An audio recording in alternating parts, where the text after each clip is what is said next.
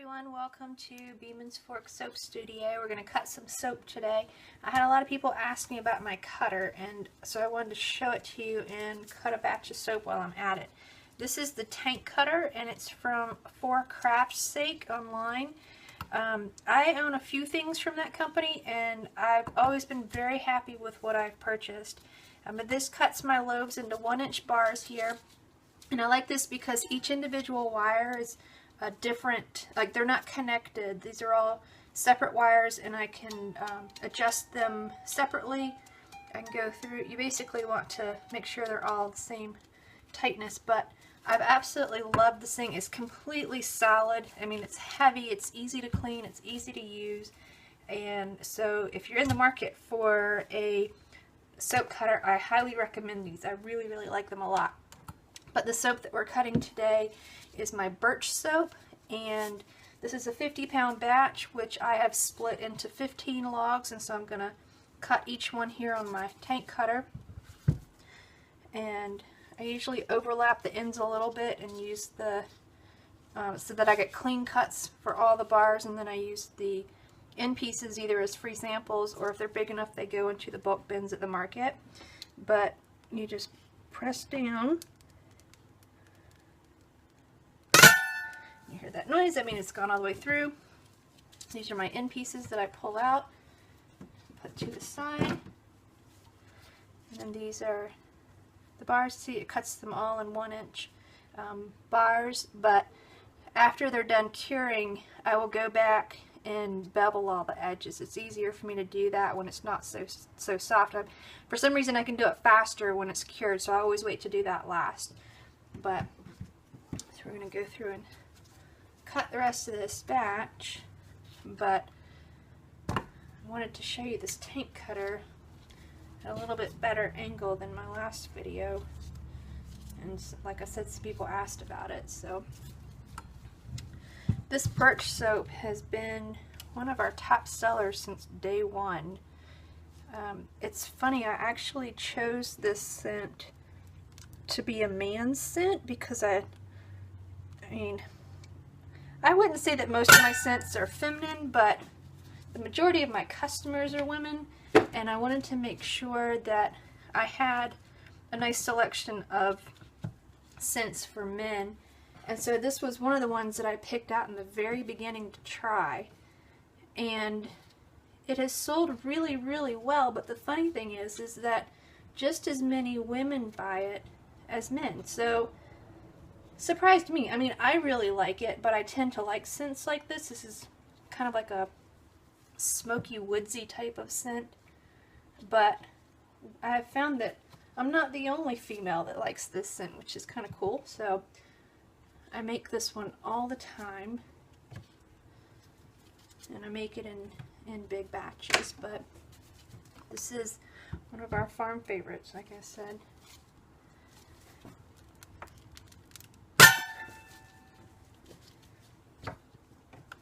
And the dark colors you see in there is actually, this soap actually is a 2-step process, because the black that you see in there, I add that in there because I wanted it to kind of mimic a birch tree, and that's what it reminds me of, just that variation with the black marks in it. But the way that I do that is I actually make a separate batch of soap and color it black. I do it unscented, and I color it black with just coconut charcoal. So it's an all-natural color, but after that soap is made, I make it specifically so that I can shred it up. And then I shred that soap, and then I use those shreds in this soap for the sole purpose of adding that color in there. So that's where those little black streaks come in. And I've done that since day one, so that design has never changed.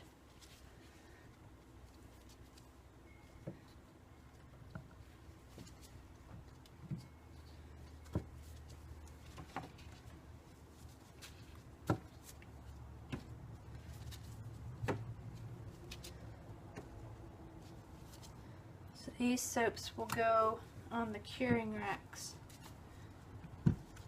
for several more weeks. I actually made this soap a week ago, so it's a little bit harder than what's, you know, sometimes when I cut it, it's a little bit softer. Sometimes I cut it sooner. If I have a preference, I like to cut it when it's a little bit harder versus softer. You know, some people, and sometimes I do. If I need to, I'll cut the soap, you know, within a day or two of actually making it. But this soap behaves really well, and I know it's easier for me to cut this one if I let it sit for about a week. It doesn't seem to leave as many marks from the wires and stuff, so each one's a little bit different, and you know your recipe and your soaps, and you kind of go with what works.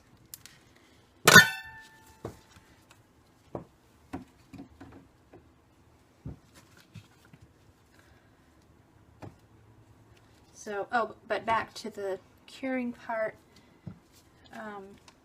Soap typically will cure for about 4 weeks or so.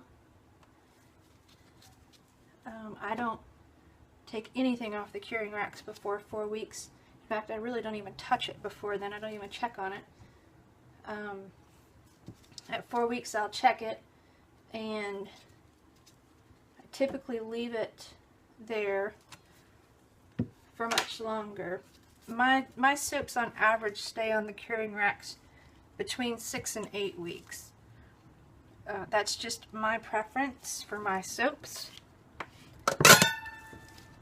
and that works for me. I like, when I sell my soaps, I like to make sure that they are well cured, and the longer that they stay on the curing racks, the harder that they get, which is nice, which means they end up lasting longer in the shower as opposed to if I had taken them off earlier. And this also varies with the recipes. I mean, every soap maker has their own recipe, and so they have to make their own decisions as to when they want to sell their soaps, when they want to take them off the curing racks. So this is just the way that I do it. It does not mean it's the only way to do it.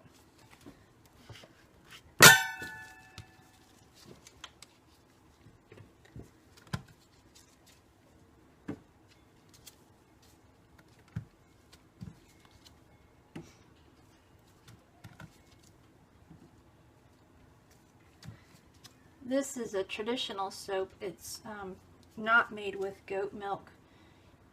What's interesting to me is, you know, I do make a lot of goat milk soaps.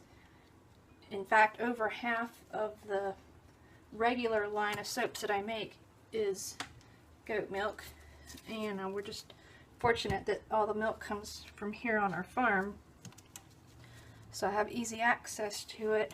But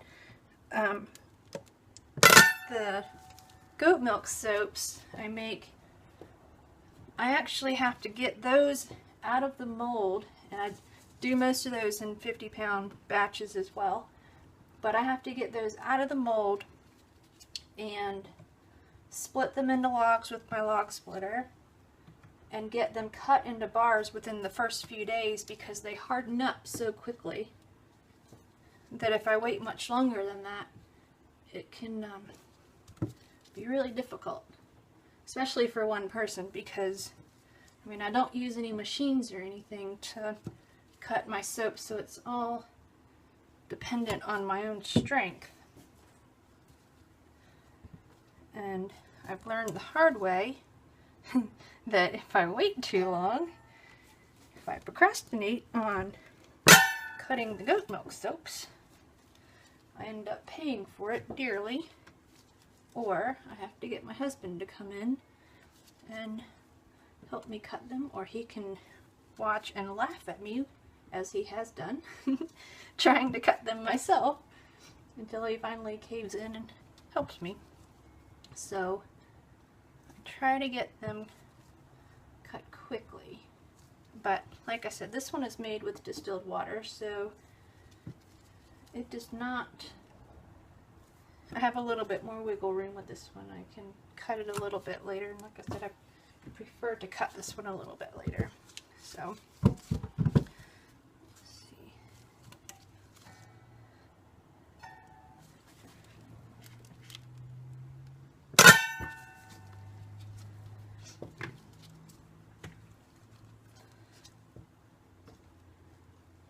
This is a great bar cutter.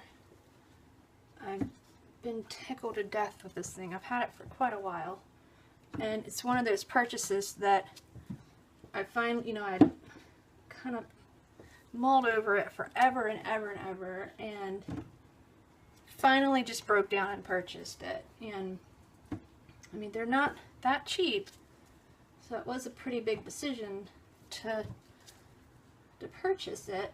However, after I got it and started using it, it was one of those purchases where I was like, why didn't I buy this a year ago? You know, like, I'd have a few purchases like that, and I've definitely learned over the years that there are certain things that are well worth spending the money on, and this was definitely one of them. There's not a day gone by that I've regretted this purchase. And if I were to have to buy another one, I would do so. The company is very easy to work with. And no, they did not pay me to say that. I'm saying that to be honest. But I believe that they will also, this tank cutter that I just got their standard 1-inch bar size. But I'm quite sure that they will do them to custom sizes as well. If you need bars cut at a specific size, they can do that as well. Sorry, I had to add another tray. I filled that one up. But they do a lot of custom molds and stuff. In fact, my big 50-pound block molds that I make all this soap in came from there as well.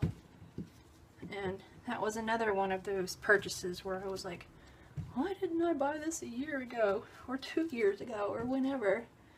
I bought the first one, and then I want to say within 6 months later, it wasn't very long, I went ahead and purchased a second one because I liked the first one so much. So now I can do 100 pounds at a time instead of 50 pounds at a time.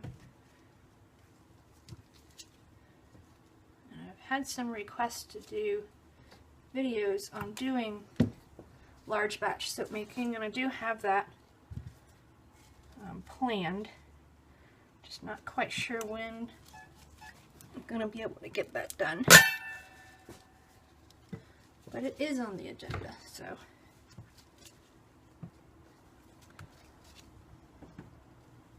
So for anybody that if there's any soap makers out there that, especially women, who think that they can't make large batches of soap by themselves, I will make a video and show you quite otherwise.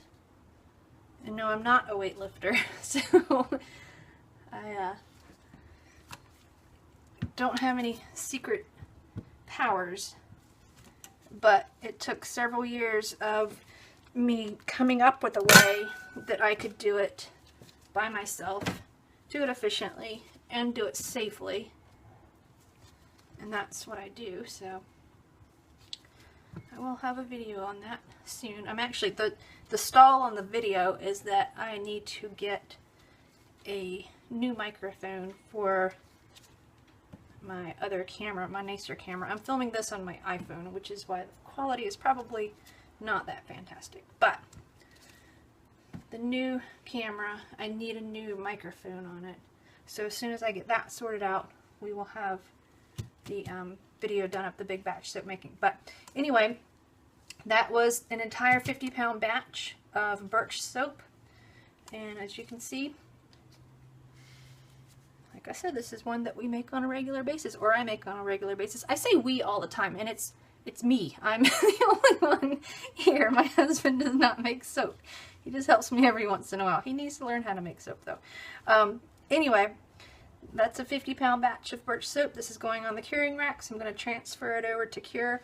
I have a big dehumidifier that keeps the humidity level down by the curing racks. And this soap, I already know this soap usually takes 6 to 7 weeks. So it's already about a week old, so we've got about, what, 5 to 6 weeks left on this one. And then I'll check it. So that's it. We'll have more videos coming up soon, and thanks for tuning in. I'll see you later. Bye, guys.